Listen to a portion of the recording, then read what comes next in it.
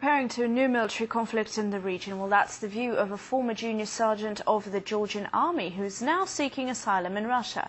Our correspondent Natalia Novikova joins us now live from the South Ossetian capital of Tskhinval with the details. So Natalia, tell us, who is this man and what has he been saying? Well, Anya, Eduard Karatkov served in the Georgian peacekeeping force. He recently left the country and says he is never returning back because Saakashvili's administration is getting ready for a new aggression on South Ossetia. And he revealed some shocking details about the Georgian aggression in August 2008, as seen from the other side of the Georgian-South Ossetian border. After the war, I met my friends there from Kakheta. They said to me, after you deserted the unit, American instructors came and conducted training for 2 months. Various kinds of weapons were brought from the USA, including M16 rifles that were distributed. There were also Hummer vehicles and containers. So my friend said it was likely preparation for war.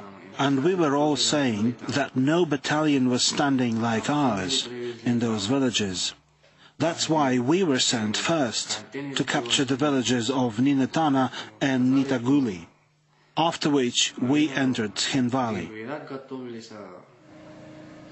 Eduard says that Georgian authorities ordered him to conduct a series of provocations against the Russian peacekeepers, and he's even seen Georgian soldiers going far beyond that.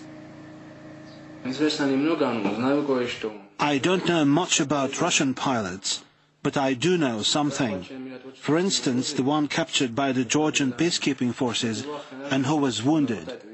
He was guarded by my friend who works in the Justice Department, in a hospital. We heard about the second one too. He was alive, but was shot dead and buried somewhere. I don't know exactly where. They tried not to leave traces in order to avoid claims by the Russians.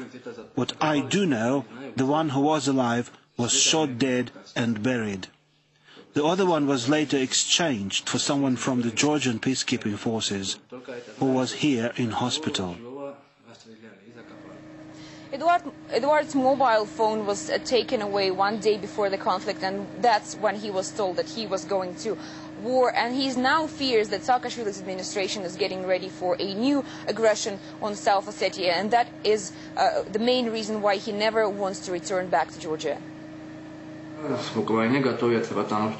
Instructors keep arriving for training in how to wage a war to handle all kinds of weapons.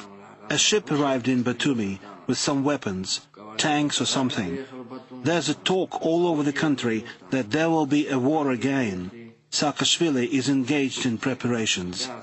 I don't want to live there.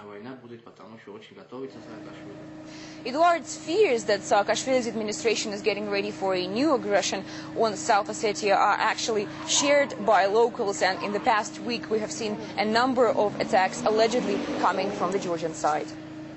Thank you so much for that. Our correspondent Natalia Novikova from Tskhinval in South